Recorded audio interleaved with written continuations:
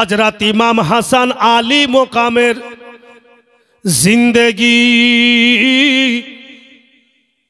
उनी जहर पान करलेन शहीद हलेन एबार किन्तु आकाई हये गेलेन इमामे हुसैन और कुफावालार उपरे याजिद जुल्म सितम करते लागलो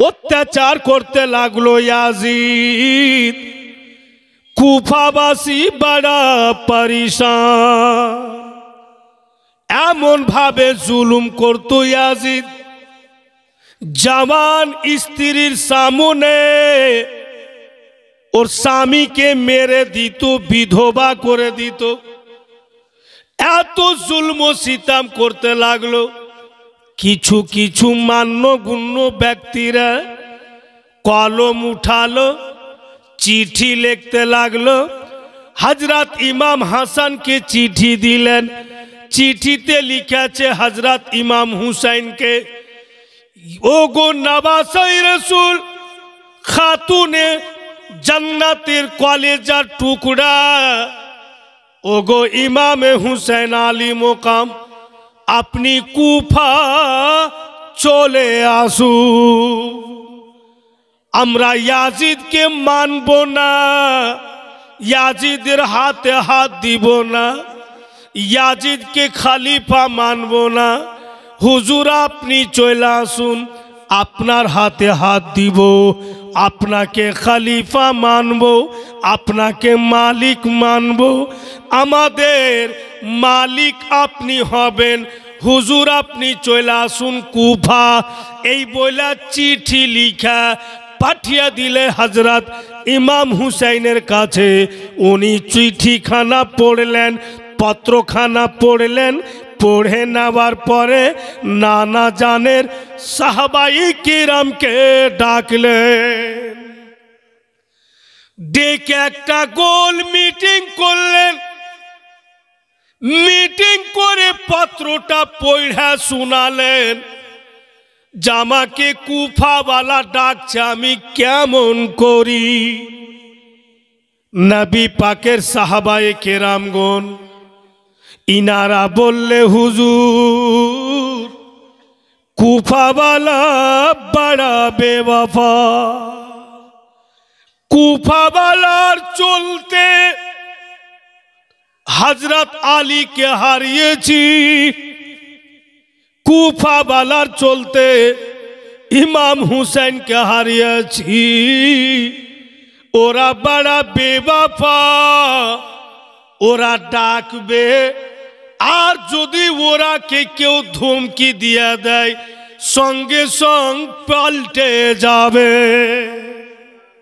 हुजूर आपनाके जेते देওয়া হবে না चिठीटा बापू इनकार হয়ে গেল फिर द्वितीय पत्र आसलो ओटाओ इनकार हो गेल आबार तृतीय पत्र आसलो ओटाओ इनकार हो गेल एमनी करते करते बापू 149 खान चिठी गेल जोरे बोलुन सुबहानाल्लाह किन्तु कोनो चिठी माने एक्सेप्ट करा हलो ना माना हलो ना इनकार करे देवा हलो अब 150 नम्बरे जेटा चिठी लिखছে कुफा वाला एर माने 150 खाना चिठी पाठिয়েছে तो जेटा एकदम 150 नम्बरे चिठी ओती लिखছে कुफा वाला हुजूर आर पत्र लिखबो ना आर आपनाके चिठी দিব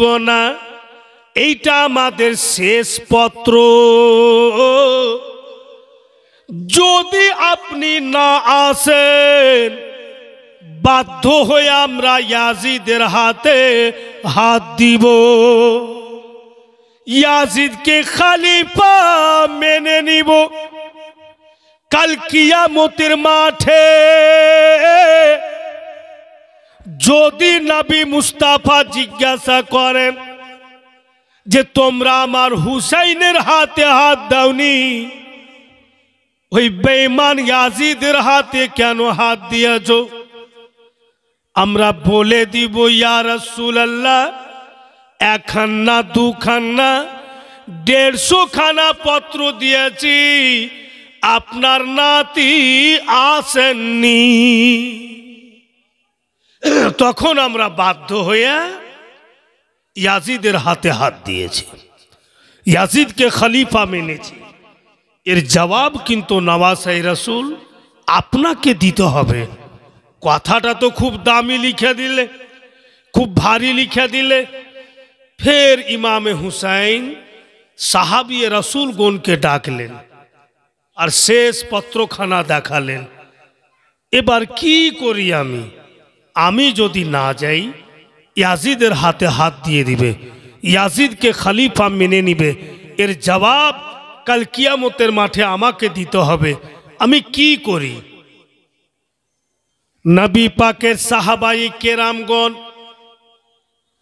বড় গভীর টেনশনে পড়ে গেল।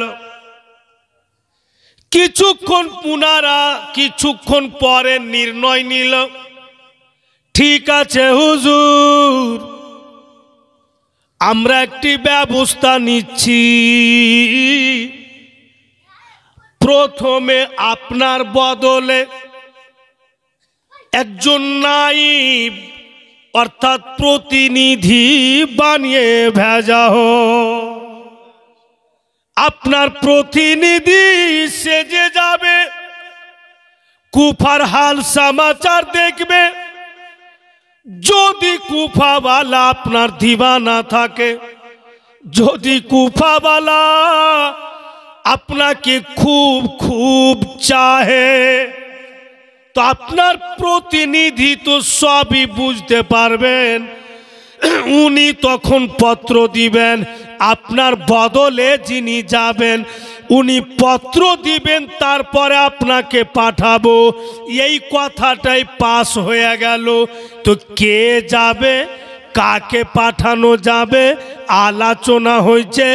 নিজস্ব লোকের মধ্যে যদি কেউ হয় তো খুব ভালো হবে, কারণ নিজস্ব লোকের ব্যথা বেদনা খুবই জাগবে।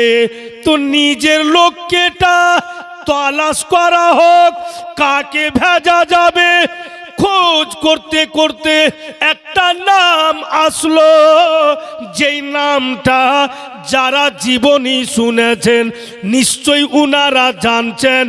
ওই ব্যক্তির নাম আসলো সাহাবাই কেরামের মিটিংয়ে হযরতে ইমাম মুসলিম বিন আকিল। হযরত ইমামে মুসলিম বিন আকিল মানে আকিলের বেটা মুসলিম, মানে আবু তালিবের বেটা হযরতে আলী, আর আবু তালিবেরই বেটা হযরতে আকিল। তো হযরতে আলীর বেটা ইমামে হুসাইন আলী মোকাম, আর হযরত আকিলের বেটা ইমামে মুসলিম। তো নিজস্ব চাচতো কাকাতো ভাই হইলেন। বলে হযরত ইমাম মুসলিম যদি যান তো খুব ভালো হবে। তো খবর দেওয়া হোক, হযরত ইমাম মুসলিমকে ডাকা হোক। ভাইরা বাপেরা মা বোনেরা, ওই মাজমাতে হযরত ইমাম মুসলিমকে ডাকা হইল। হযরত ইমাম মুসলিমকে যেমনই শোনানো হইল, আপনাকে ইমাম হুসাইনের নায়েব বানিয়ে প্রতিনিধি বানিয়ে কুফা পাঠাবো, বলুন আপনার এতি রায় কি? হাইরে ইমাম মুসলিম রাদিয়াল্লাহু তাআলা আনহু হযরত ইমাম হুসাইনকে বলছেন, ওগো নওয়াসায়ে রাসূল, ওগো জান্নাতের ফুল, এটা তো আমার কিসমত যে আমি নবীর নাতির জান্নাতি জওয়ানগণের সরদারের নায়েব হতে পেলাম। এটা তো আমার কিসমত, ভাগ্য, নিশ্চয় আমি যাব। কিন্তু হুজুর কিছু বলতাম আমি। তো বলো। বলে আমার একমাত্র বেটি, একটা আমার বেটি, যেটা আপনার বাড়িতে পালনহার হয়।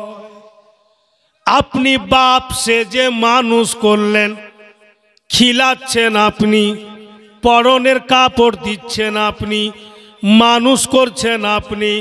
আমার বেটি আপনার কাছে আছে, আমার কোনো চিন্তা নেই। কিন্তু হুজুর গো, আমার স্ত্রী জগতে বেঁচে নাই, আমার দুজন ছেলে আছে, ছোট্ট ছোট্ট ছেলেরা আমার, মোহাম্মদ আর ইব্রাহিম। ওদের খাবার বানিয়ে দিচ্ছি আমি, ওদের জামা কাপড় ধুয়ে দিচ্ছি আমি, ওদের বিছানা করে দিচ্ছি আমি, কারণ আমার স্ত্রী জগতে নাই। হুজুর বলেন, আমার দুই ফুলকে আমি কি করব? ছেলেরা যদি যেতে চাহে কুফা, ওরাকে নিয়ে যাব না রেখে যাব? হযরত ইমাম হুসেন বলতেছেন, মুসলিম চিন্তা করিও না, তোমার দুই লাডলা দুলারাকে বুঝিয়ে রেখে যাবে। ওদের দেখভাল করার জন্য সাইয়্যিদিনা কাসিম আছেন, ওদের দেখভাল করার জন্য সাইয়্যিদিনা আলী আকবর আছেন, ওদের দেখভাল করার জন্য সোহার বানু আছেন, ওদের দেখভাল করার জন্য জৈনাব আছেন, ওদের দেখভাল করার জন্য সকিনা আছে, অনেকি আছে। ওরাকে বুঝিয়ে সান্ত্বনা দিয়ে যাবে। আর যদি ওরা জিদ ধরে নেয়, যেইটা আপনার দিল বলবে সেটাই করিয়ে। মুআজ্জাজ তুনার দুই বেটা মোহাম্মদ আর ইব্রাহিম, কচি ছেলে, মা নেই, বাপ বেঁচে আছে, বাপই সব দেখভাল করছে। হযরত ইমাম মুসলিম বেরাদার রাত্রিবেলা নিজের বাড়িতে বাপু রুটি বানাইছে নিজের হাতে, যেহেতু উনার স্ত্রী উনার অর্ধাঙ্গিনী জগতে নাই। রুটি বানাইছে তো দোনো বেটা বিছানাতে শুয়ে শুয়ে বাপের দিকে দেখছেন। বেটারা বুঝে নিয়েছে যে আমার আব্বা কুফা যাবে, কিন্তু হযরত ইমাম মুসলিম ভাবছেন যে ছেলেরা জানে না, কিন্তু বেটারা জেনে ফেলেছে যে আমার বাবা কুফা যাবে, কিন্তু বাপকে বলছে না। হযরত ইমাম মুসলিম রুটি বানালেন আর দোনো ছেলেকে রুটি ভেঙে ভেঙে খাওয়ালেন। খাইয়ে বলছে, বাপুরে শুয়ে যা বেটা, রাত হয়ে গেল, আরাম করতে হবে, শুয়ে যাও। ছেলেরাকে শুয়ে দিলে আর উনি ইরাদা করলেন যে আমি ভোরবেলা যখন অন্ধকার থাকবে আবঝাবঝা হয়ে, যেন কিছু চিনহা না যায়, তখন কিন্তু আমি উটকে নিয়ে বেরিয়ে চলে যাব। সকাল যখন হবে তো চলে আসবে সোহার বানু, চলে আসবে কাসিম, চলে আসবে জৈনাব, চলে আসবে আলী আকবর, এরা আমার ছেলের দেখভাল করে নেবে। ভাইরা বাপেরা মা বোনেরা, ঠিক ছেলে দুটিকে ঘুমাতে বলল, কিন্তু বেটারাকে ঘুম আসে না, কারণ যে যাই না গিয়েছে যে আমার আব্বা কুফা চলে যাবে। ঠিক ভোরবেলা হযরত ইমাম মুসলিম বাড়ি থেকে বাহিরে, অতটা পরিষ্কার দেখা যায় না। হযরত ইমাম মুসলিম উটের লাগাম ধরে টানছে, চলো আজকে হযরত ইমাম হুসাইনের পক্ষ থেকে আমরা যাব। ভাইয়েরা বাপেরা মা বোনেরা, যখন লাগাম ধরে টানছে তো চার পাইয়া জানোয়ার এক কদম আগে যায় না। হযরত ইমাম মুসলিম উটকে বলছে, ব্যাপার কি, তুমি কি জানো না আমি নিজের কাজে বের হইনি, ইমাম হুসেন আলী মোকামের কাজে এসেছি, যিনি নবীর প্যারা নাতি, জিনাদের জন্য জঙ্গলের হরিণী পর্যন্ত দৌড়িয়ে আসে, জিনাদের হিফাজতের জন্য জঙ্গলের বাঘ পর্যন্ত চলে আসে। উনারই কাজে যাচ্ছি, এই উট আগে চলো, এত লাগাম ধরে টানছে, উট আগে যায় না, আগেও যায় না, আর বারবার উট খালি পিছন দিকে ঘুরে ঘুরে দেখছে। তো হযরত ইমাম মুসলিম ভাবছেন কি আছে পিছন দিকে, এই ঘুরে ঘুরে কিনে দেখছে, কিন্তু এতটা তো পরিষ্কার সকাল হয়নি, বুঝা তো যায় না। বেরাদারান ইসলাম তখন উনি লাগাম ছেড়ে দিলেন, আর উটের পিছন দিকে গিয়ে দেখছেন যে কেন উট পিছনে ঘুরে দেখছে, আগে যায় না। যেমনই পিছন দিকে গিয়ে দেখছেন, যেন হযরত ইমাম মুসলিমের দোনো বেটা মুহাম্মদ আর ইব্রাহিম উটের পিছন দিকার পা ধরে বইসা আছে। জানোয়ার পা উঠাইতে পারে না, যদি আমি পা উঠিয়া দিই, ই কচি বাচ্চারা তো ঘরানায় রাসূল, একটু যদি আঘাত লেগে যায় আল্লাহ বোধহয় আমার প্রতি নারাজ হবে। আর নবীর আওলাদকে যদি, ঘরানায় রাসূলকে যদি আমি আঘাত দিয়া দিই, হয়তো নবী মুস্তাফা আমার প্রতি অসন্তুষ্ট হয়ে যাবে। হায়রে জানোয়ার, চারপাইয়া জানোয়ার পর্যন্ত আলে রাসূলের সম্মান করে, ইনসান তো দূরে থাক, চারপাইয়া জানোয়ার পর্যন্ত। ভাইয়েরা, হযরত ইমাম মুসলিম বলছেন, ধনেরা তোমরা কে বিছানাতে শুয়াইনু বেটা, উটের পাও ধরে বইসা আছো কেন? বলে আব্বা জান একটি কথা বলেন তো। কি কথা বেটা? জবে থেকে মা গিয়েছে, আমাদের খাবার কে বানায়? বলে আমি বানাচ্ছি বেটা। আমাদের বিছানা কে করে? বলে আমি করছি বাপু। কেন? বলে আর একটা জিনিস বলুন তো আব্বা জান, অতক্ষণ পর্যন্ত রাত্রে আমরা দোনো ভাইকে ঘুম আসে না, যতক্ষণ পর্যন্ত আপনি নাতে রাসূলের ছন্দ আমাদের না শোনা। আমরাকে রেখে দিয়ে যে আপনি কুফা চলে যাবেন, তো কে বিছানা করবে? কে আমাদের পাশে ঘুমাবে? কে আমাদের খাবার বানিয়ে দিবে? ভাইয়েরা বাপেরা, হযরত ইমাম মুসলিম দোনো বেটাকে নিচে থেকে উটের উপরে উঠালে, চল বেটা, যখন তোরা যেতে চাইছিস চল। দোনো ছেলেকে মুহাম্মদ আর ইব্রাহিমকে উটের উপরে বসিয়ে দিলে। এবার কিন্তু উটকে নিয়ে উনি কুফা শহর রওনা হয়ে গেলেন। আর যেমনই বেরাদার কুফা শহর প্রবেশ করেছেন, কুফাওয়ালা দলের দল হযরত ইমাম মুসলিমের কাছে চলে আসলো, আর এসে বলছে, হুজুর আপনি? ইমামে হুসাইন আলী মোকামকে ডেকেছিলাম, যে নবী পাকের কলেজার টুকরাকে ডেকেছিলাম যে।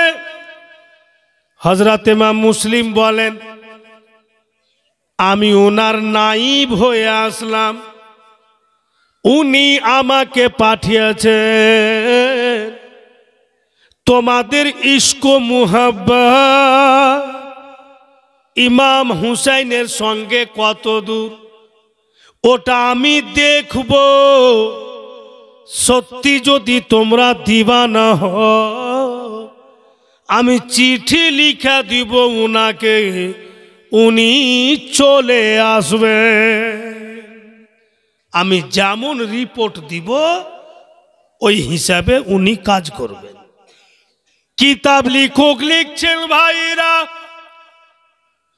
একজন দুইজন না, তারিখি পাতাতে প্রমাণ আছে 22,000 কুফি হযরত ইমাম মুসলিমের হাতে হাত দিল। হাত দিয়া বলছে হুজুর গো আপনার হাতে হাত দিলাম, আপনাকে পাঠিয়েছেন ইমাম হুসাইন। তাই আমরা এইটাই জানি যে ইমাম হুসাইনের হাতে হাত দিলাম, আমরা উনার হয়ে গেলাম। 22,000 কুফি যদি মুরিদ হয়ে যায় তো রেজাল্টটা কি বের হবে? এরা সত্যি ইমাম হুসাইনের দিওয়ানা। নাই তো আমার হাতে 22,000 কুফি কেন হাত দিবে? কুফাবাসীর এই প্রেম দেখা বাপু চিঠি লিখে দিলেন হযরত ইমামে মুসলিম ইমাম হুসেন আলী মুকামকে, হুজুর আপনি চলে আসেন, সত্যিওয়ালা কুফা আপনার দিওয়ানা। 22,000 কুফি আমার হাতে হাত দিয়ে আপনার হয়ে গেছে। চিঠি লিখা পাঠিয়ে দিলে এই খবরটা বাবুজি এক কান দুকান হতে হতে ইয়াজিদের কানে চলে আসে যে ইয়াজিদ কিছু জানো? ইমাম মুসলিম গোটা কুফাকে কবজা করে নিলে 22,000 কুফি ইমাম হুসাইনের হয়ে গেল। ইয়াজিদ আর তোমার ডাঙ্কা বাজবে না। ইয়াজিদ বাবা পরেশান হয়ে গেল, আমি কি করি? ফের তখন বাপু মারওয়ানকে ডাকলে, মারওয়ান কি করা যায়? মারওয়ান তখন বলছে ইয়াজিদ কাম তোমার হয়ে যাবে, একটা লোকের তোমাকে ঠিকানা দিচ্ছি, লোকটা বড় লালচি, খুবই খুবই লোভী। যদি লোকটাকে তুমি ইনামের লালচ দাও, দৌলতের লোভ দিয়া দাও, তো ইমাম মুসলিম বিন আকিলকে কুফা থেকে বের করে দিবে। বের যদি করতে না পারে তো শহীদ করে দিবে। লোকটাকে মুঠে করতে হবে, বড় কিন্তু লোভী। ইয়াজিদ বলছে কোন লোকের কথা বলছো? মারওয়ান বলছে সেই লোকটার নাম হচ্ছে ওবায়দুল্লাহ ইবনে জিয়াদ, বড়ই লোভী। ওকে মুঠে করতে সময় লাগবে না। ওকে যদি দৌলত প্রপার্টির লোভ দিয়া দাও আর বইলা দাও যে তোর বাপকে কতল করে দে, তো করে দিবে। এত লোভী লোক। তখন ইয়াজিদ টাকার পটলি বেঁধে নিলে আর চিঠি লেখা দিয়া দুটা লোককে দিয়ে দিলে, যা যা ওবায়দুল্লাহকে পৌঁছা দে, এই টাকার পটলিও দিয়া দিবি আর চিঠিখানাও দিয়া দিবি। যা দুজন লোক গেল, টাকার পটলি দিলে। ওবায়দুল্লাহ বলে এই টাকা এত কে দিয়া পাঠালো? বলে চিঠিটা পড়ে নাও, এতে কিন্তু লেখা আছে। চিঠি পড়ছে, ইয়াজিদ লিখেছে ওরে ওবায়দুল্লাহ যত দৌলত দিনু আরো দৌলত দিব, আর দামেস্ক শহরের বাদশাহ বানিয়ে দিব। দামেস্ক বলে একটা জায়গা আছে, ওই দামেস্ক শহরের ওবায়দুল্লাহ তোমাকে বাদশা বানিয়ে দিব, আর যা টাকা পটলিতে দিয়েছি আরো তোমাকে দিব। একটাই কাজ করে দিতে হবে, কুফা শহরে গিয়ে ইমাম মুসলিম আর তার ছেলেরাকে বের করে দাও, শহীদ করে দাও, তো তোমাকে আরো ইনাম দেওয়া হবে। এই লোভী বান্দা টাকাও অনেক পেয়েছে, আর ফের দামেস্ক শহরের বাদশা হওয়ার সুযোগ পেলে ওবায়দুল্লাহ ফের চিঠি লেখা পাঠিয়েছে ইয়াজিদকে, ও ইয়াজিদ, দামেস্ক শহরের বাদশা করার জন্য কাগজ পাতি তুমি রেডি করো, আমাকে কুফা যাইতে যা সময় লাগে মুসলিম আর তার দুই ছেলেকে বের করতে সময় লাগবে। ভাইরা, যে নাটকবাজি হয়, যে চুগলিখোর হয়, ওদের ব্যাপারটা কিন্তু একটা আলাদাই। এখানে প্রমাণ হবে, দেখেন ওবায়দুল্লাহ ইবনে জিয়াদ নিজের লোককে বলছে এক কাম করো, খবর লাগাও ইমাম হুসেন বাড়ি থেকে যখন সফরে বের হন কোন লিবাসে বের হন। তো ওবায়দুল্লাহ লোকেরা বলছে কেন? ওবায়দুল্লাহ জবাব দিচ্ছে, কুফাওয়ালা আমাকে চিনে, আমি যদি নিজের চেহারা নিয়ে যাই কুফাওয়ালা কুফায় ঢুকতে দিবে না, তাই আমি ইমাম হুসাইনের লিবাসের নকল করে লিবাস বানাবো আর নামাজির গ্রুপ বানাবো, আর ওই লিবাস পরে চেহারাতে নাকাব ঢেলে যখন কুফা যাব তো দূর থেকে কুফাওয়ালা ভাববে আমাদের ইমাম চলে আসছে, ওরা চিনতে পারবে না, আমাকে কুফায় নিয়ে যাবে। আর যেমনই কুফা যাব আমি জুলম ও সিতম চালু করে দেব। ছলনাবাজি কেমন হয় দেখলেন?